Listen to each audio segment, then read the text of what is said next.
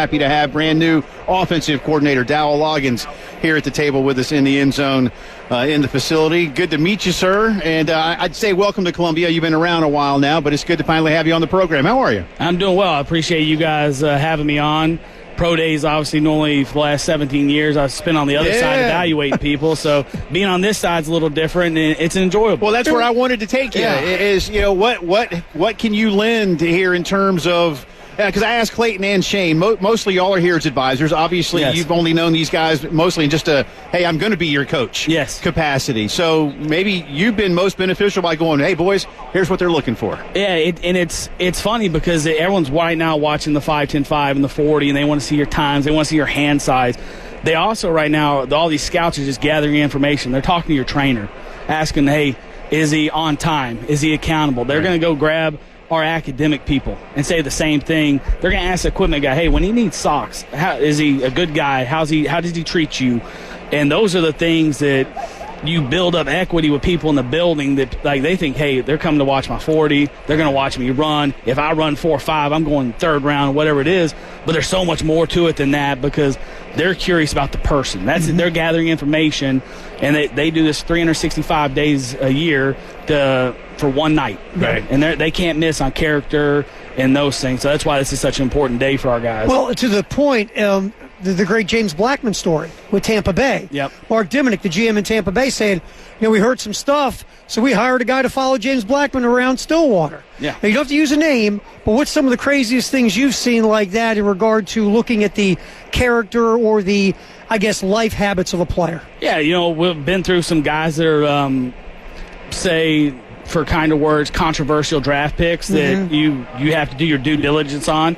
You have to ask yourself, is the talent worth the maintenance?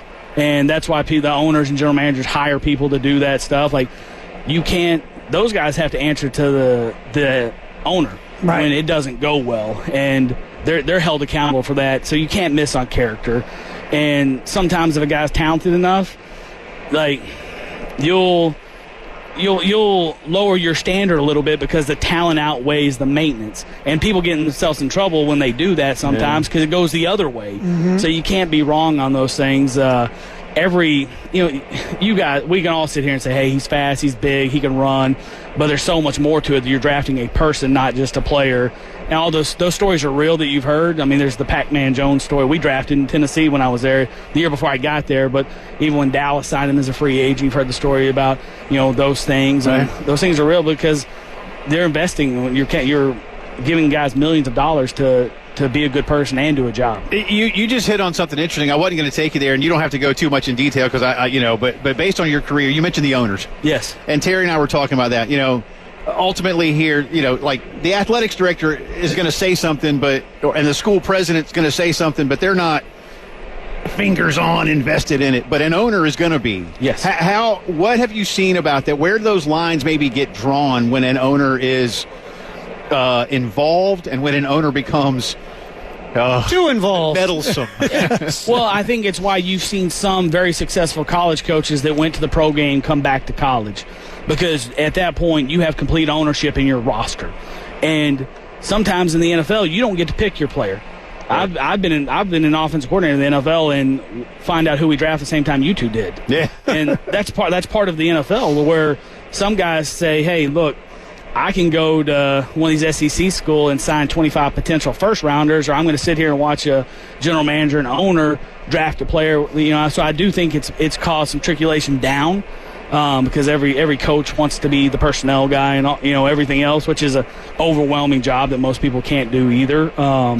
Because 365 days a year, these scouts are evaluating and questioning and looking and picking up rocks to look under rocks to figure out everything.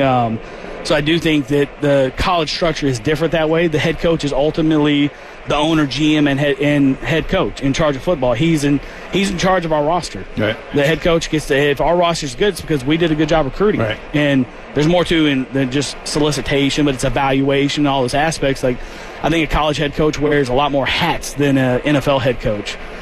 All right, so you spending all those years in the NFL, you go to Arkansas, you got to change it up, kind of reinvigorate yourself. Yep. You did that first day. You're driving home from that, or the hotel, wherever you're at that point. Yeah.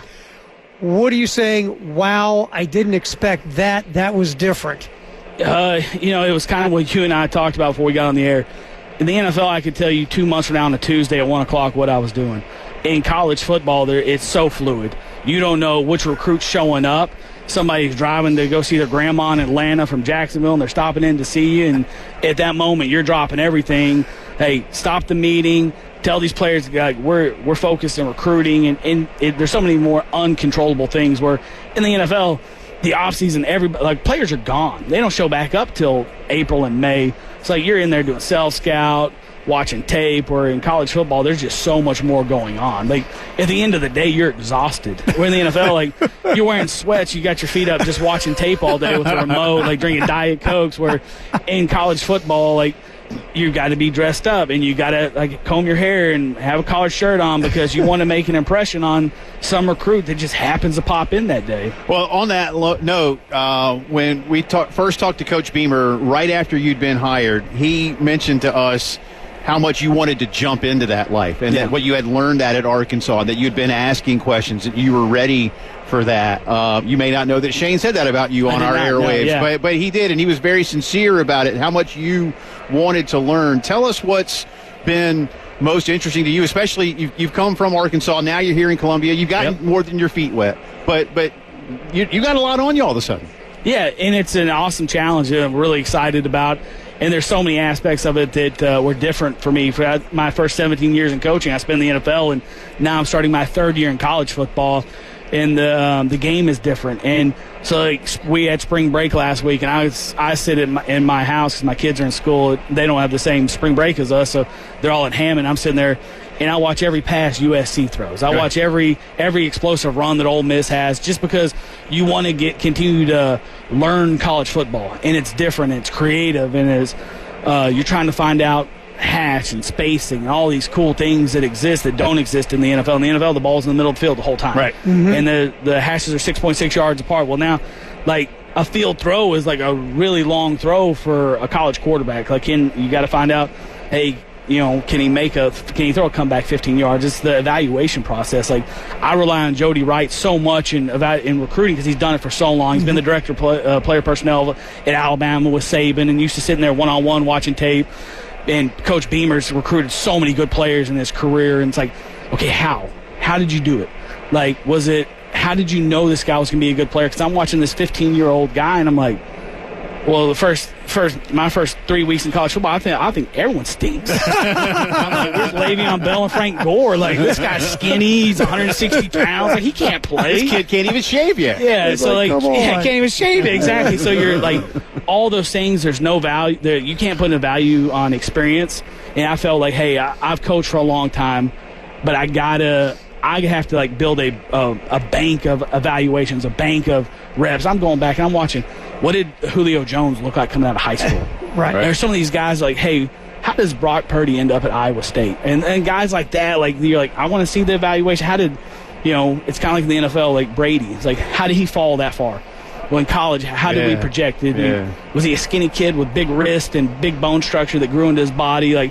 So there's always things to learn. It's the hard thing about football. It's there's always something you can do to get better at. You know what's so funny, really quick, is that picture. He's used to guys pulling up in Hummers and Lamborghinis. Kid rode his 10-speed bike up here. Well, what am I doing? Mopeds. That's what it's yeah. You normally knew in the NFL how good your team was. You go out in the parking lot and see how many Ferraris and Lambos and those. And when I went to Dallas for the first time, it was Larry Allen had a Ferrari, Bledsoe had a Ferrari. There were all these nice cars, and then I've been to other teams a Chevy truck, Toyota. We're in trouble, guys. Yeah. You've got a crowded quarterback room. That's a good thing. There's you've got a 5-star, you got a bunch of 4-stars. What's that like for you in getting to know those young men? And now starting tomorrow, you get to go work with them. It's exciting. And I told the guys this morning, we had a meeting, and I told them, hey, look, the biggest thing for us right now, we're in a teaching phase.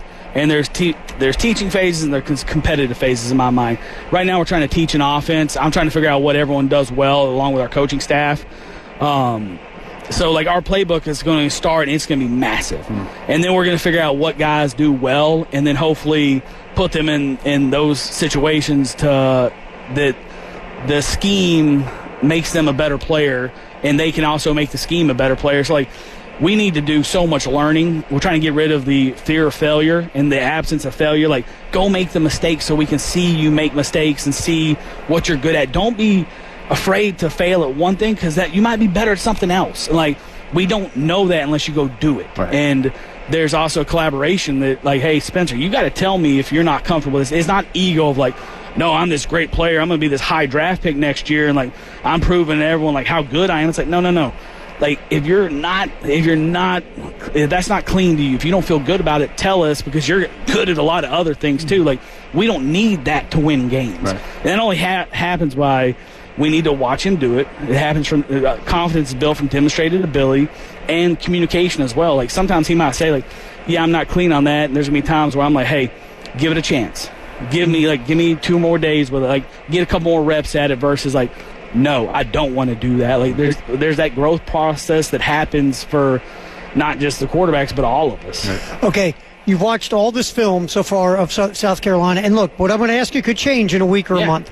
But right now, watching what you've been watching, what is the one thing you can do, Dowell Loggains, offensive coordinator, South Carolina Gamecocks, to help take this offense to the next level?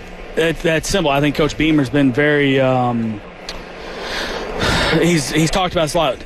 We've led the conference 2 years in a row in turnovers. We got to figure out why that's happening and eliminate it. I think that last year when we were just even in the turnover ratio, we were 7-1.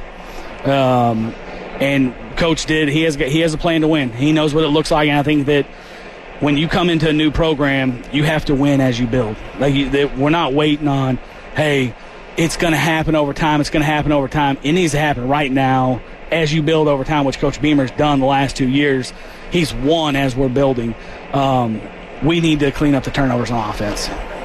We'll let you go here because we're going to get into. But listen, it's good to meet you, and I'll tell you this: as a couple of radio schlubs, what we typically do is grill you guys with food, music, movies. Yeah. You can ask Clayton. Certainly ask Limbo. Jimmy Lindsay turned me on to this barbecue site that has become a thing. Okay. It's called Meat Church. So so today is the last day we'll probably ever talk football with you. Yeah. So all these other guys, you're going to get me on the radio a lot more than this. Yeah. That's right. So that's what we're This isn't being in the box with Dennis Franz. You're okay there, man. This is what we're here for. Yeah. No, seriously, it's great to finally meet you. And thanks for stopping by here, man. And have fun with it tomorrow morning. And we'll chat soon. Yeah, appreciate you guys having me on as well. Thank you so much. You guys. Thanks, Coach. That is Gamecocks. Carolina's new offensive coordinator and quarterback coach, Dowell Loggains. And, that pretty much does it for us. So, Tyler, I know we're running a little bit long, so whatever I need to do, get us out of here. Again, thanks to Kendra for everything she did. Thanks to Steve Fink and his staff for allowing us to be out here today, to Mike Yuba, to Chris Clark, who joined us here at the table, everybody that made this a thing. Of course, Shane Beamer. Kendra, who put all this up, Kendra. Tyler, everybody. Everybody. Sure.